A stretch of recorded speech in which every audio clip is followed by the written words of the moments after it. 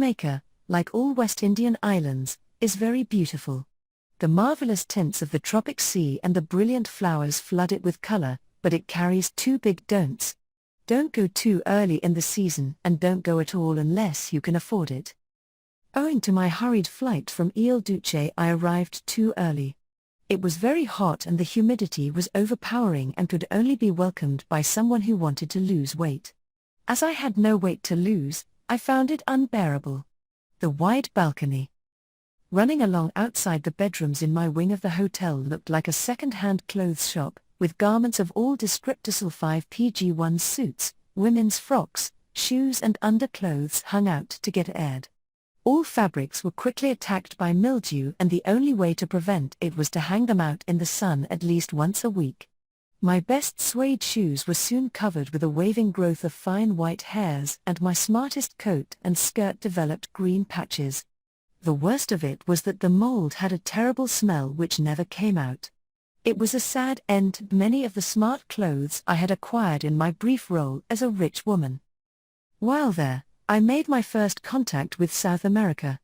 I received an urgent plea from a big landowner in Chile to go and find water on his fundo farm, in the foothills of the Andes, which was carrying large herds of cattle, goats and beautiful horses. It ran for some kilometers into the deep valleys between the mountains, where they grew wheat, maize, sunflowers and many arable crops. Everything was perfect except the lack of water, which, he assured me, I would be able to find in great quantities. Arrangements were being made for my visit when a financial crisis in Chile and the devaluation of the peso put a stop to the negotiations. However, his description of the ghastly drought and the sufferings of his animals made me feel that I must put aside all other considerations and go to his aid. It is an easy journey to Chile from Jamaica, and I stepped aboard the ship full of pleasant anticipations. The route lay through the Panama Canal, and anyone who has been through that marvel of engineering knows how interesting it is. For me, the 50-mile passage was 7 hours of pure joy. The ship moves slowly, so that the wash may not damage the banks, and one can almost pick the wild bananas and brilliant tropical flowers from the deck as one passes, and to hear the birds singing and yet be on board ship made it seem strange and fascinating. About 7 miles inland from the Atlantic, at a place called Gatton, there is a huge dam, which holds up an artificial lake, bigger than Loch Ness in Ireland, some 85 feet above sea level. Here and there in Gatton Lake the tops of drowned trees can be seen, and there are little islands with tiny beaches of golden sand, a favorite resort of crocodiles. Some of the crocodiles didn't trouble to move as the ship glided slowly by, others waited until the last moment and then flipped their tails and dived without a sound or splash into the calm water. Having done a lot of crocodile shooting from the back of an elephant in India, I thought how much easier it would be to shoot them from the ship. There are only 2 places to shoot a crocodile: through the eye or under the shoulder. In India one seldom gets the skin, as a wounded mugger sinks immediately to the bottom of the river and is carried a long way downstream before it comes to the surface, either to breathe or die. The natives know this and wait for it to come to the surface and then kill it and take the skin, which, as likely as not, they will try to sell to whoever shot the reptile. It is, however, impossible to prove that the skin came off the same crocodile. Finally, we reached the locks, which one enters by being pulled by funny little trains attached by rope to each side of the ship. The huge steel doors are then shut, and from the sides and bottom of the lock huge jets of water fill it and raise the ship. When it is full, the steel doors slide back and the ship is pulled by 2 more little trains into the next lock, which is higher, and so it goes on until the ship has reached the higher level of the Pacific, which is about 25 feet above the Atlantic. A buffet lunch is served on deck, as no one would ever go down into the dining saloon, the whole performance being far too fascinating to leave. The ship on which I was traveling to Chile was a luxurious American liner. As we neared the equator, everyone was gasping with the heat. It was June and the captain told me it was about the worst month to cross the line. This surprised me, as I had always supposed that there was little variation in the weather at the equator, no matter what the time of year. Just then the first officer came along the deck and, as I knew him pretty well, I remarked that the heat in Hades could hardly be worse than we were suffering. He grinned. "Just you wait an hour or two after we cross the line," he replied, "and you will be rushing for your fur coat and a rug," which I took as a rather feeble joke. But soon a message came down from the captain telling everyone to go to their cabins and put on warm clothes. Then, a few minutes later, the temperature dropped some 30 degrees. We had run into the cold Humboldt Current, which sweeps up from the Antarctic and skirts the west coast of South America, until it loses itself in the warm waters of the Pacific beyond the equator. And what a coast! Grim, is it? The vegetation becomes more and more scanty as one leaves the equator, and the land appears to be covered with a reddish dust. Even the bare, rocky cliffs look as though they were composed of the same red dust, and the bricks of which the coastal towns are built are certainly made from it. Northern Chile is practically rainless, and all down the coast and inland there are the nitrate fields for which the country used to be famous. In the old days huge fortunes were made in Chilean nitrate, but in 1930 the whole industry was taken over by a corporation sponsored by the government. Since then, the industry has been ruined by the competition of synthetic fertilizers.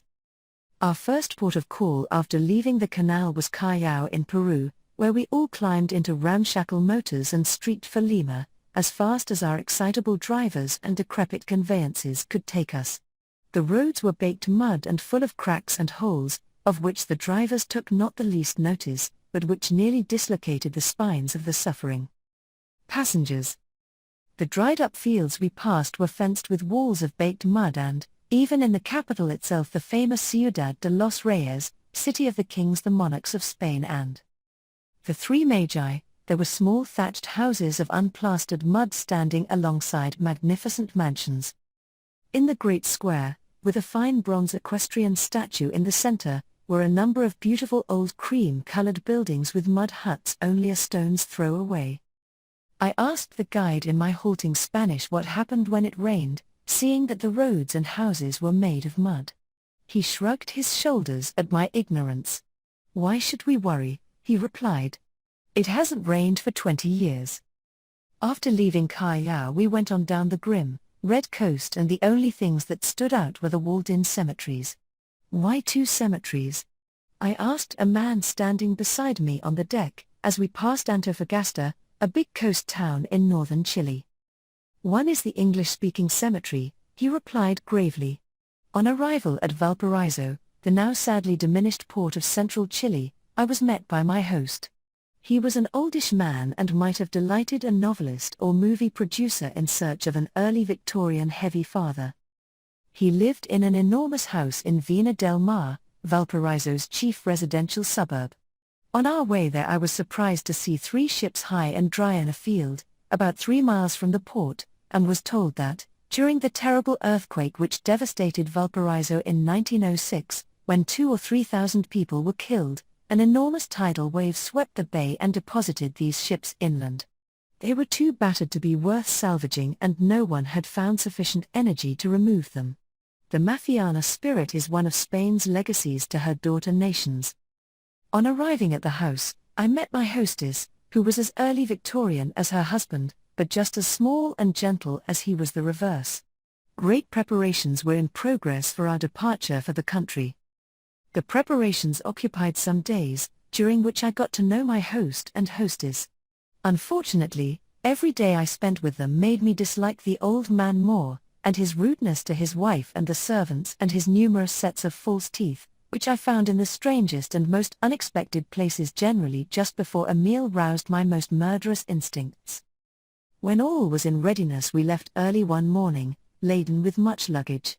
On reaching our destination before midday, the patron, my host, insisted that we should immediately set out on horseback to look for water. A number of horses are always kept saddled on a Chilean farm for general use, but I have never once seen them fed or watered. Every Chilean, even the tiny children, can ride, and, no matter how poor they are, everyone owns a horse or mule of sorts.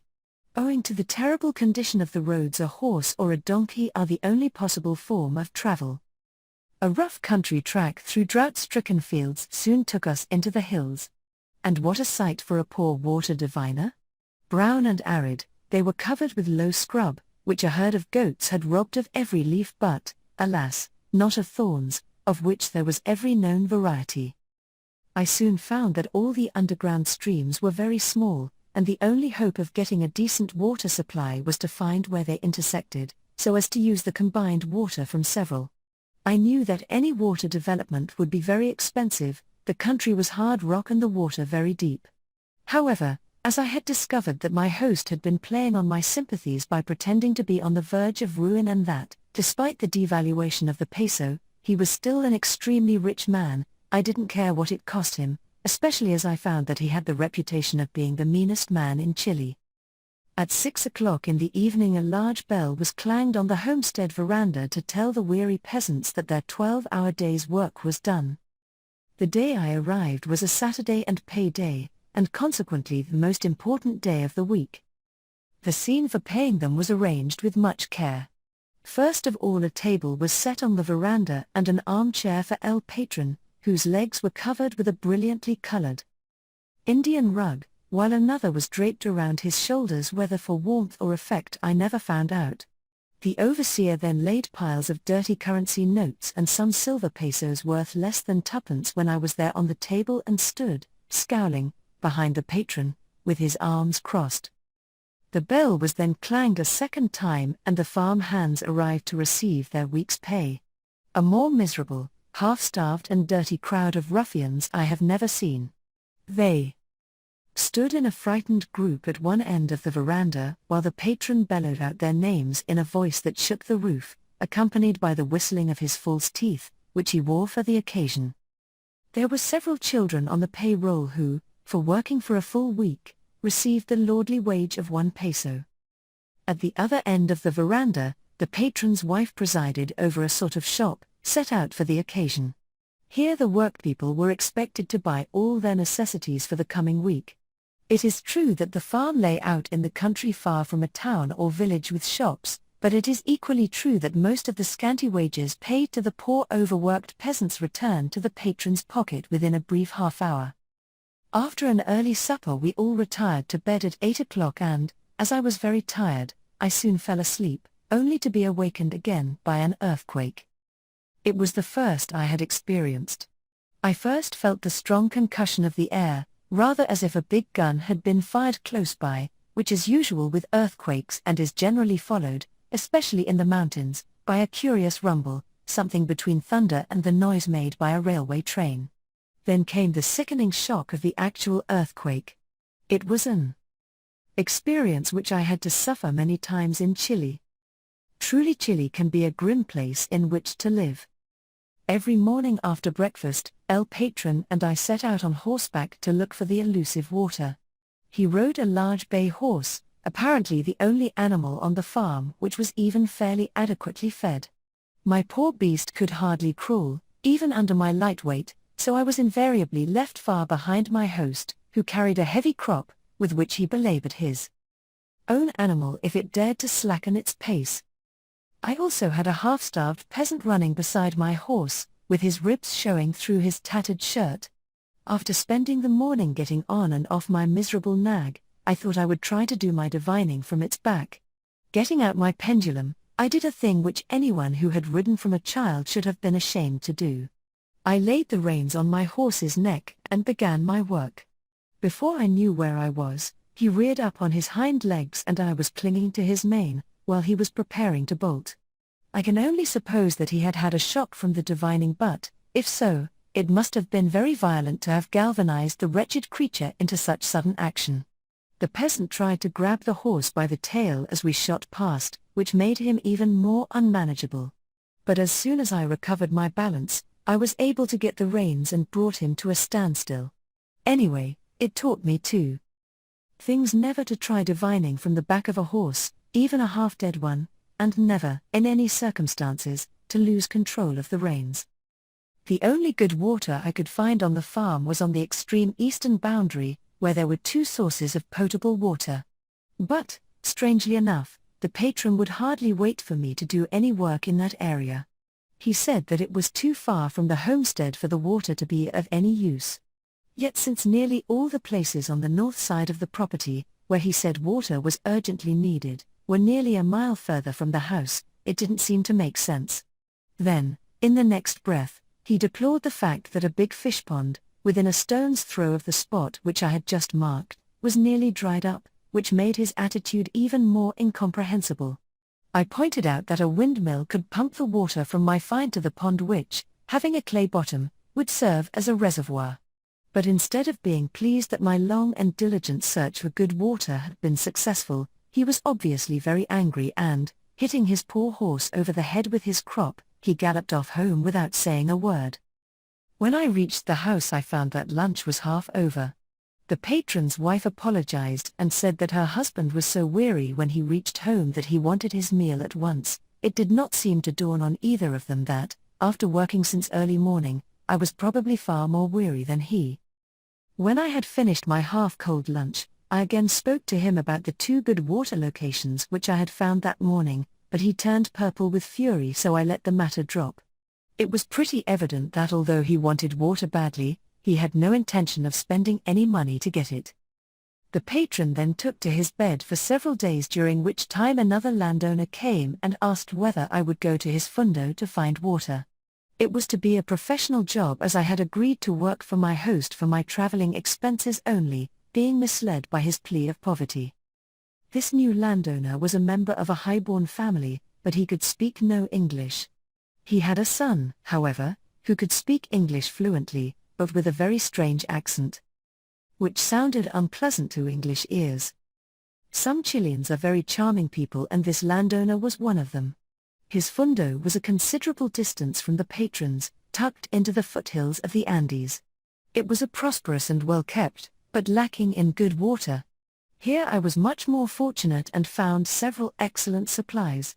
The peasants must have dug the wells all night, for, every morning when we arrived, they were deeper than they had been the previous evening. It was a pleasure to watch the almost childish delight shown by the landowner and his son as the diggers reported that the well was getting damp or that water was trickling in, and made me nearly as excited as they were themselves. However, neither Barren Fields, lack of water or even food seems to affect the Chilean donkeys. They grow and multiply like the sands of the sea. It is no uncommon sight to see a herd, or is it a drove, of 20 to 30 of them bearing every sort of burden, often much bigger than the small beast beneath it and almost completely eclipsing it. A microscopic and incredibly dirty child, or a decayed old grandfather, draped in a brightly colored rug, and looking truly patriarchal, is generally in charge of the donkeys. As soon as the patron was fit to travel, we returned to the big house in Valpariso, where I made arrangements to go north to find water for a group of farmers living on the coast, who were urgently in need of my services. The decision to go north by cattle boat was not a good one. The cabins were not only T4Y, but dirty, and mine had to accommodate 4 people. The cattle moaned all night, and the smell of the ship clung to my clothes for days after we had landed. When at last I arrived at my destination, I found a very warm welcome awaiting me. Unfortunately, the choppy sea and the ship with its smells and livestock had given me a violent headache, and I had at once to go to bed. Even then sleep was denied me, for I had to endure another earthquake which, although it succeeded in increasing my headache, did not drive me from my bed. When I was up again, I went for a short walk along the beach, which was almost at the bottom of my host's garden. The earthquake had produced a small tidal wave which had washed up all sorts of unpleasant things, including a dead calf and a strange-looking mass of seaweed, entangled in a wooden hurdle, which was floating close to the shore. I stopped to look at it and saw a woman's button boot, such as is worn by the better-class peasants in Chile. And the boot appeared to be attached to something. I hurried back to the house and met my host in the hall, but when I began to tell him what I had seen, he put a heavy hand over my mouth and muttered, "For God's sake, be quiet." He then pushed me into the sitting room.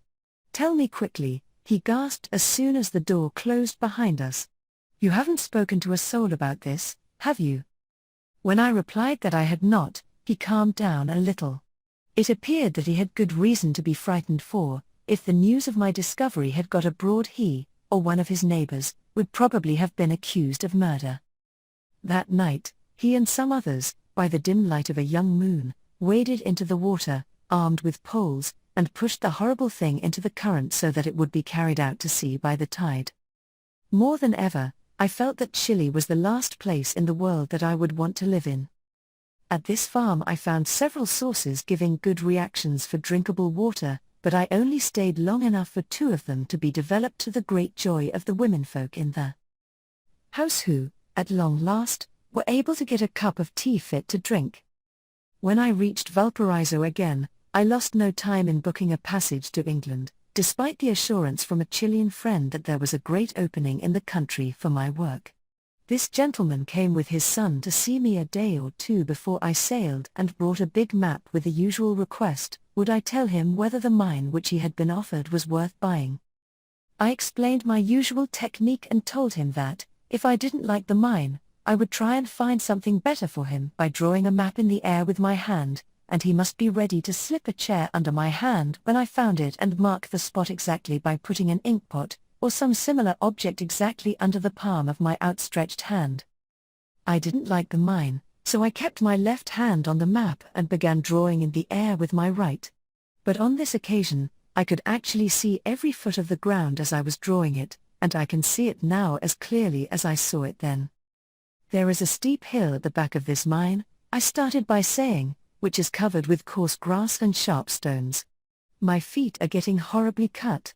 Now I am on the top of the hill. It is quite flat on top and it is blowing hard. I am going down the other side. No. I can't. There is a huge landslide. I'll sit down and slither to the bottom. Oh, it is so cold and dark down here in the valley. The hills are high on both sides and there is something very dangerous here. It may be snakes or wild animals. I don't know. There is a huge river. Dirty and muddy, roaring and racing along at a terrific rate. I must get across somehow. Now I am over and everywhere there is fine green grass, and I am in the sun again. Here is the gold I am looking for. Quick! Mark it. I can't stay here long, and the gold is very rich. The spot was hurriedly marked, as I had directed, and I fell into a chair exhausted. I heard the son say to his father, I wish we had some means of knowing how far this place is from the other mine.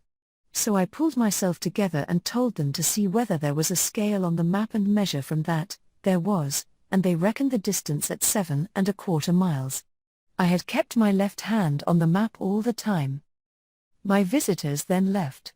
Although the father was kind and polite, I realized that he didn't believe a word of what I had been telling him, although the son apparently did. They promised to see me off when the ship sailed. True to their word, they arrived. The father was carrying a huge map and greeted me excitedly. Are you a human or a witch? I saw the people who wanted to sell me the mine and told them I didn't like it, but, at the insistence of my son, I said that there was another place which I might be interested in, about 7¼ miles away. I described how to get to it, just as you told us. At first, they laughed and said that that was where their own mine was and, as it was very rich, I could certainly not have that. Then it dawned upon them that, because of the landslide, it was impossible for me to have reached their mine by the route I described, which was the way they had originally used, and they began to question me as to how I had discovered its existence. When I told them, they refused to believe me and looked at me as though I were mad. But all the time I could see that their manager was very puzzled, and he kept asking the others how, if it wasn't true, could be so accurate. As I hadn't believed it either, I sympathized with them. So, I ask you again, are you a human or a witch? Anyway, if you come back to Chile again, I am sure you will get all the work you want. The 2 mystified men waved goodbye from the wharf as La Reina del Pacifico pulled out from Valpariso, while I vowed to myself that no amount of money would ever induce me to revisit Chile and its earthquakes. Yet there were 2 things about northern Chile which could not fail to impress any diviner: the terrible scarcity of water and the richness of the mineral deposits which nature has lavished on that arid land. End of chapter 19.